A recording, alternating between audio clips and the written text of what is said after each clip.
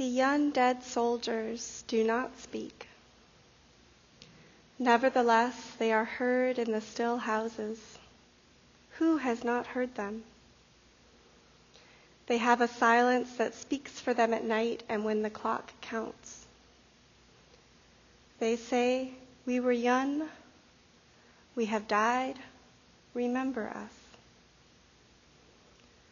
They say, "We have done what we could, but until it is finished, it is not done." They say, "We have given our lives, but until it is finished, no one can know what our lives gave." They say, "Our deaths are not ours, they are yours. They will mean what you make them." They say, "Whether our lives and our deaths were for peace and a new hope, or for nothing, we cannot say. It is you who must say this. We leave you our deaths. Give them their meaning." We were young, they say. We have died. Remember us.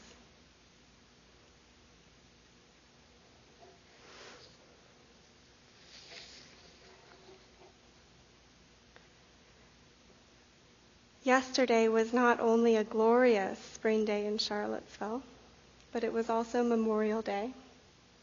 And for many people, this is a chance to have a long weekend, to take some much needed and deserved rest from our hectic lives, and to enjoy precious, fleeting time with our family and friends. For many, it is also a day of patriotism, an opportunity to fly the flag, or perhaps visit a cemetery where fallen servicemen and women are laid to rest.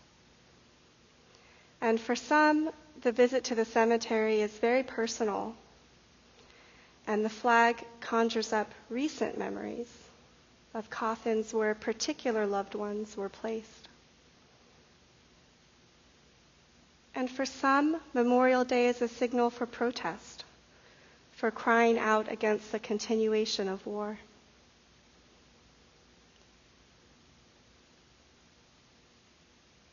So it's an important day. And tonight I want to encourage us to think of Memorial Day as a time to gather together in remembrance of this human condition, in spiritual reflection and inquiry. I believe that in facing and honoring the pain of our losses, the loss of life, the loss of innocence, maybe we can begin to feel the connections between us and them. So gratitude is a good place to begin.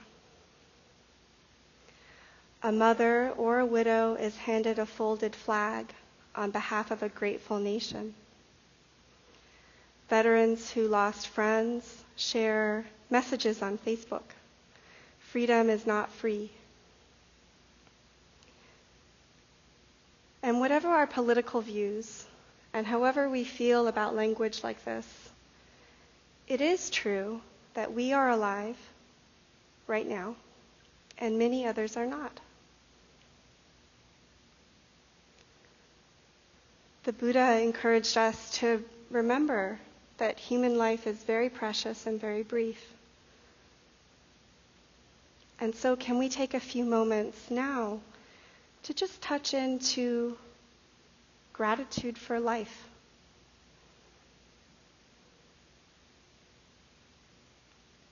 You might close your eyes and recall maybe a very simple pleasure from this past weekend.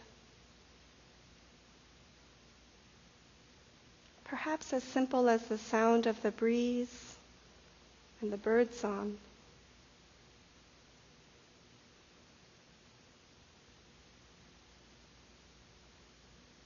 So precious.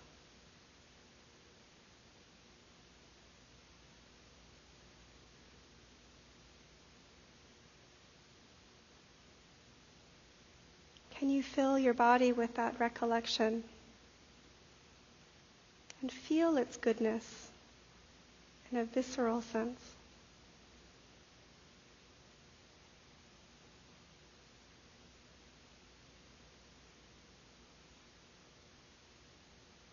Even this recollection is so precious. Being alive right now.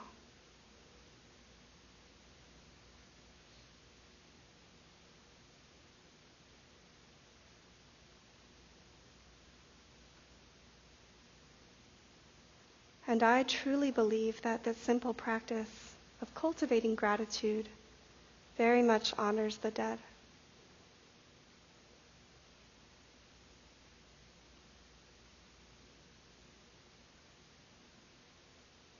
Allowing the heart to be full.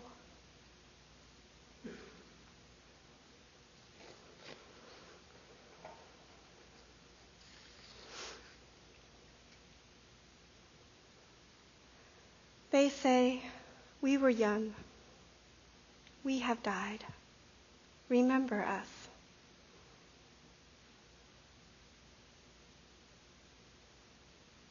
The first time I heard that poem, it was shared by my grandfather, a proud World War II veteran, and also the first anti-war critic that I knew in my life. And he's still with us today. My grandfather asked that it be read at my young brother's memorial service.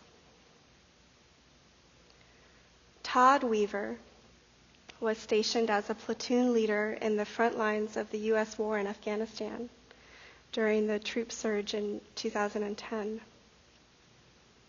Early in the morning of September 9th, he was killed when he stepped on an improvised explosive device. He was just 26 years old. He left behind a 1-year-old daughter, Kylie, who had just learned to walk, an adoring wife, Emma, proud parents, 2 sisters, a brother, 2 dogs, one of which he had insisted on acquiring as a puppy right after his daughter was born, much to his wife's chagrin, and many, many friends. To me, he was the baby I once fed salty Play-Doh, the kid who helped me erect tree forts, the young man who connived me into going on beer runs when he was underage, and the grown man who I looked forward to seeing at family gatherings, whose children would one day play with mine.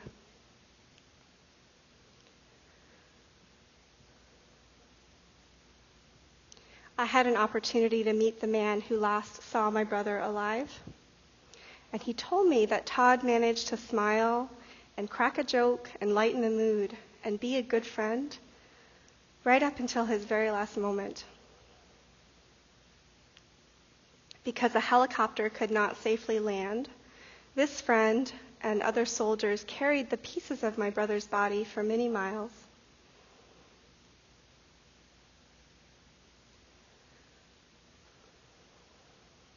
I also learned that perhaps at the very moment when I was watching the dignified transfer of his remains in a flag-draped coffin, our military was retaliating for his death by bombing a village believed to be besieged by combatants, a village that Todd had been trying to reach by foot. So as his sister, I carry all of these fragments, all of this missing information, and all of these contradictions, and I try to make some kind of meaning of that.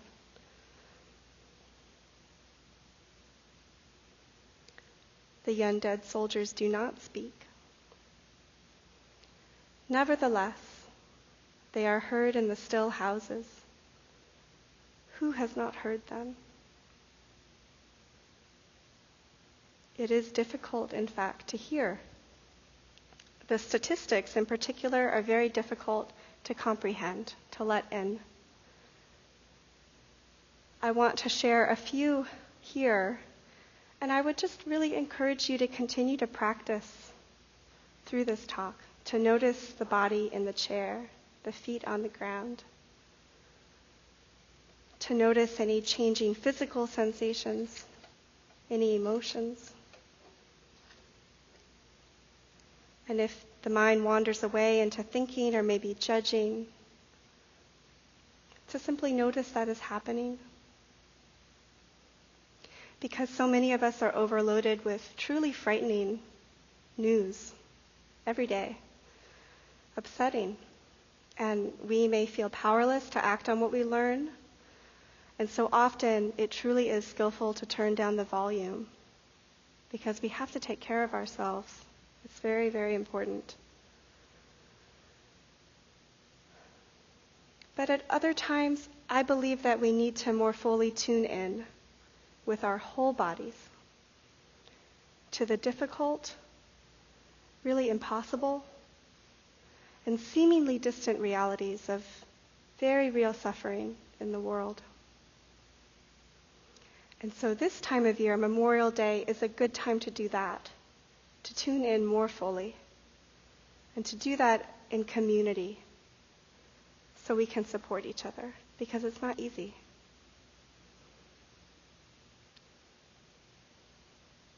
Feet on the ground. Wasn't in order, but that's an order.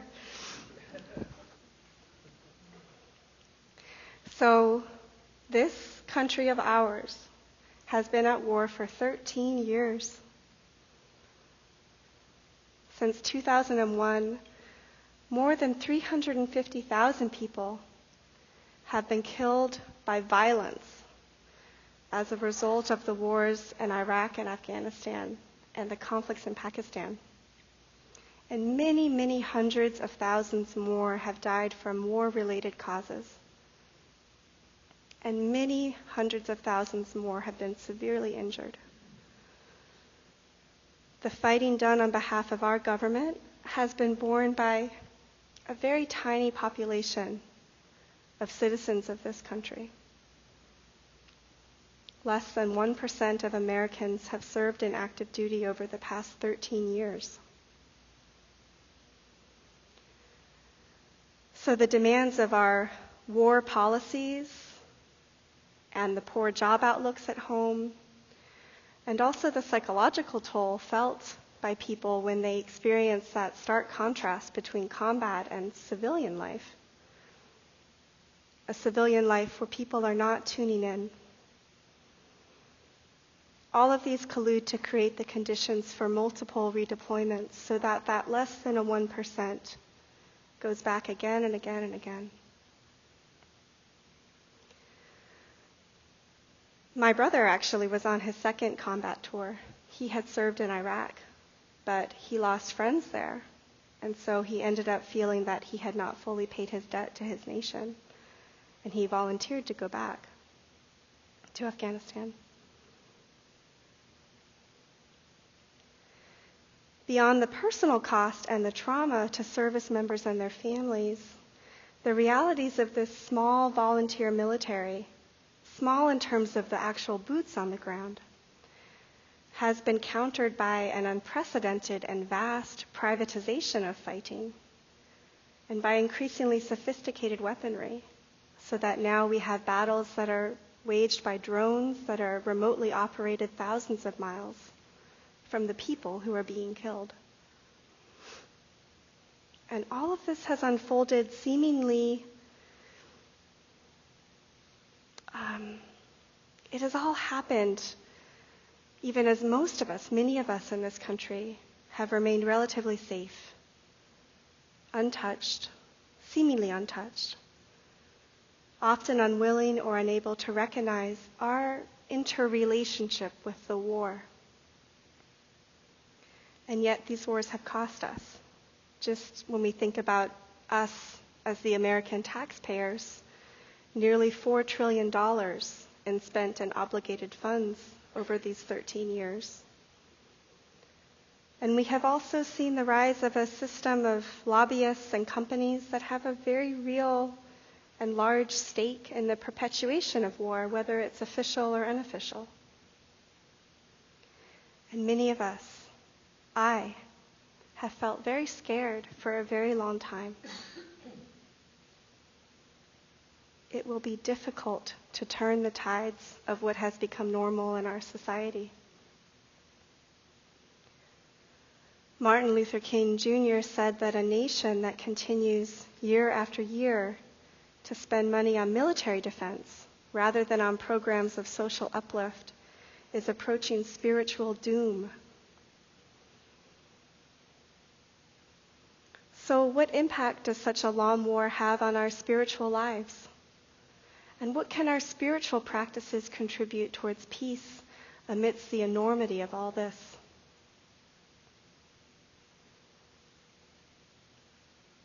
They say, our deaths are not ours, they are yours. They will mean what you make them. 26 centuries ago, the Buddha, in some of his earliest teachings after his enlightenment, spoke of the origins of violence in terms that I find very relevant today. This is an excerpt from the Atthitthana Sutta. I have looked deeply into the states of mind of unhappy people, and I have seen hidden under their suffering a very sharp, pointed knife. Because they don't see that sharp, pointed knife in themselves, it is difficult for them to deal with suffering. Because they continue holding on to the knife, they fill the world with suffering.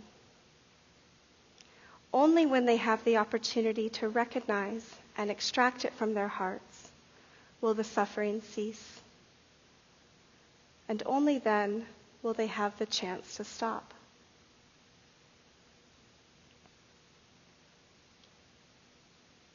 So what is the Buddha saying? Well, for one thing, he is pointing out that the suffering of violence is not new in our time. 26 centuries ago. We are not the first to grapple with the terror and tragedy of war. We are not the first to turn down the volume.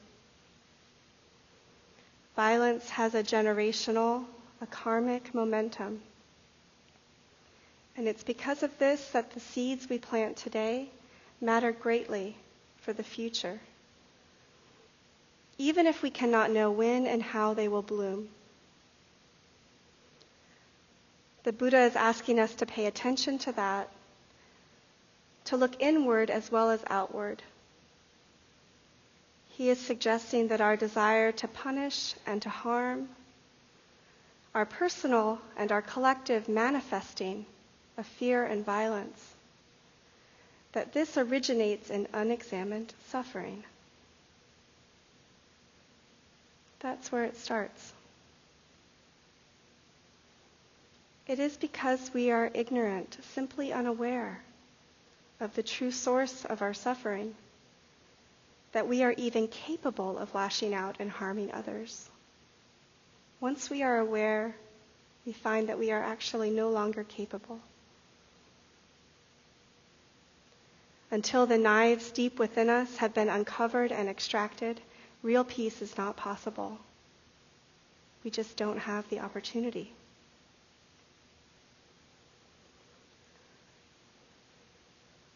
If you are like me, your engagement with our nation's wars primarily consists in forming opinion,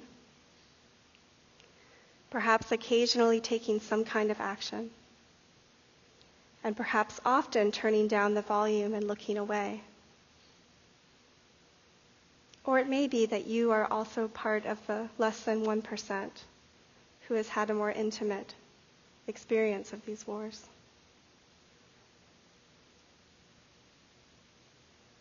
But if you are like me and the experience is not always so intimate, really no judgment, because it's very difficult. Even in the wake of losing my precious baby brother, I routinely fall asleep to the realities of our war. I often forget that it's even happening. In fact, this is probably what Todd would want for me to have the chance to go about my life and to raise my daughter and to have fun on the weekends with my friends, and to be protected from what he participated directly in.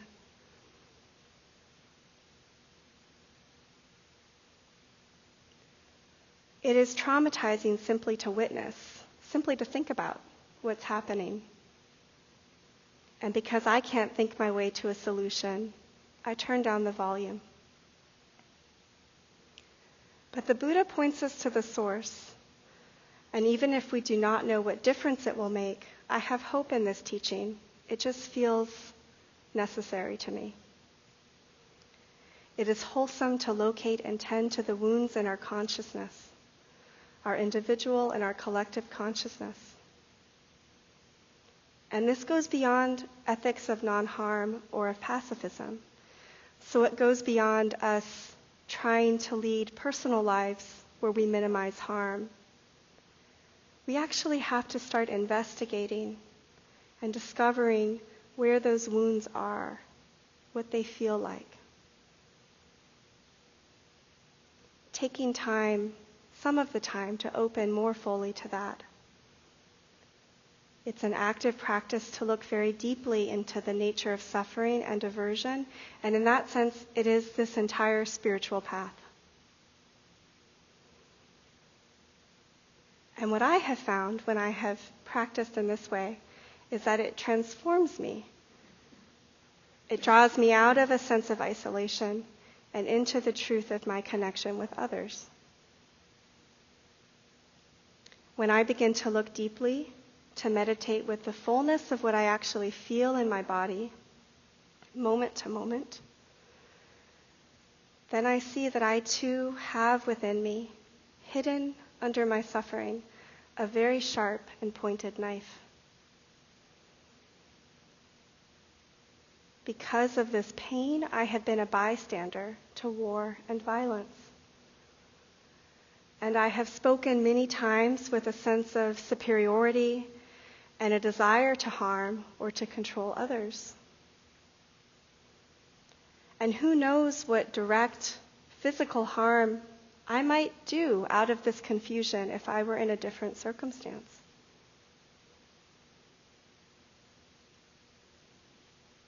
And when I look deeply, I also see that I have my own warrior wounds in that suffering. That I often treat them with a kind of cavalier, stoic, distant kind of attitude, not getting too close. And in that way, I protect against the tenderness and the radical transformation that might be possible. So on Memorial Day, I make it my practice to deliberately notice those wounds. And in my case, no matter how many years pass, to revisit the wounds of losing my brother. To bring close attention, fresh attention, and also loving kindness to them. To be open to the vulnerability that my sharp, pointy knife is trying to protect. And that's how I honor my brother.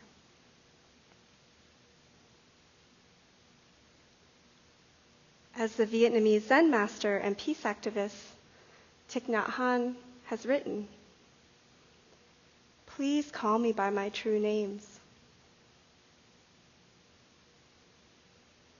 I search within my suffering, and I see clearly that I am the sister who lost a beloved brother to a bomb. And I am the courageous brother who believed in the necessity of his sacrifice. And I am the bomb maker who believed fully in the urgency and necessity of his cause. And I am the people, whether combatants or civilians, doesn't matter. I am the people who died in an air raid to avenge my brother's death. And I am the parents who draw comfort in thinking that this action saved the lives of others like their son. And I am the spouses, the babies, the parents, the siblings, the friends of all the 350,000.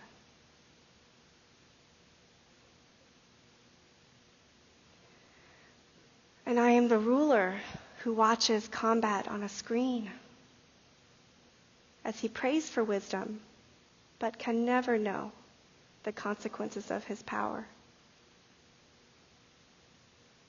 And I am those he terms collateral damage. And I am those he turns to for solace and spiritual guidance. And I am the parents who receive his letter on behalf of a grateful nation. And I am the hero who gave pieces of his body to save the life of another.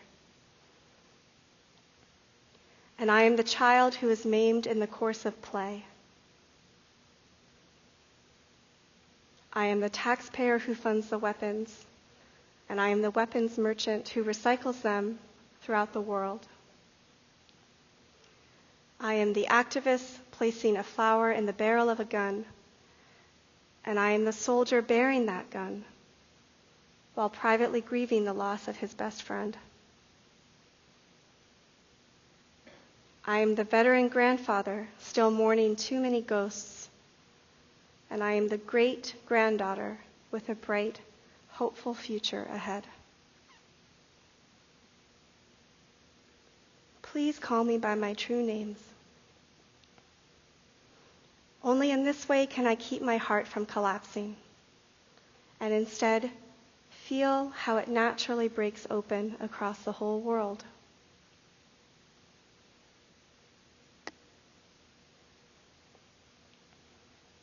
And by way of closing, I want to hold a few moments of silence now and invite anyone in the room to speak the names of anyone in your lives who may have been touched in some way by war. And you might include your ancestors, and you might include yourselves. For who among us has not been touched? Please give voice so that we can see that we are not alone and we can help each other to open our hearts.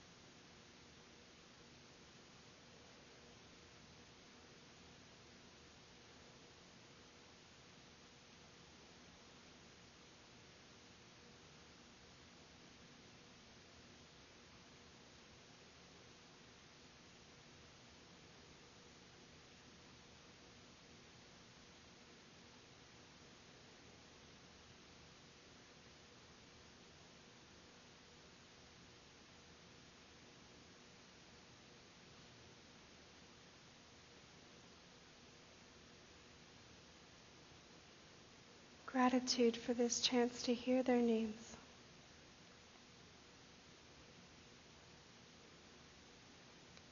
The undead soldiers do not speak.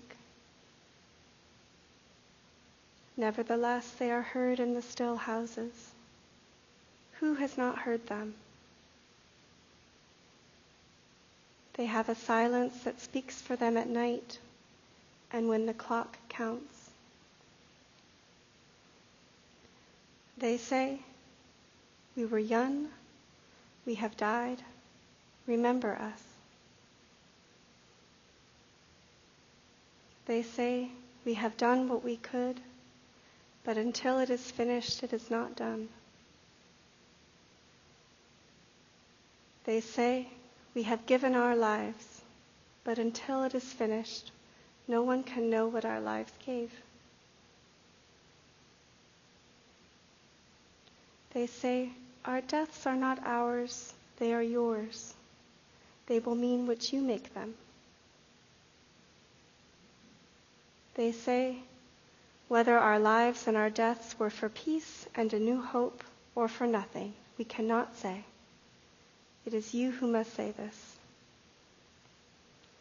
We leave you our deaths. Give them their meaning. We were young, they say. We have died. Remember us."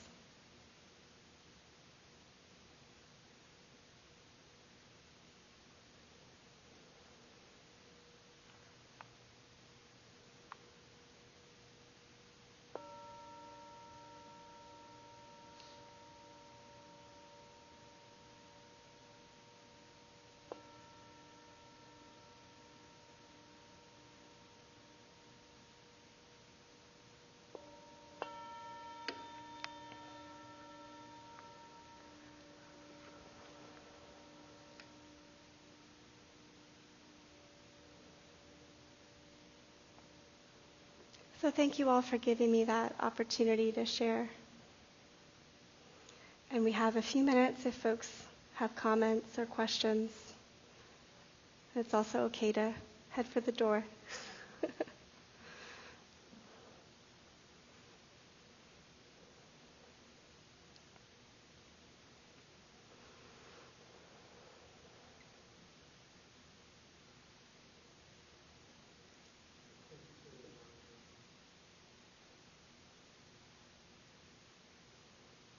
David said, "Thank you for the reminder."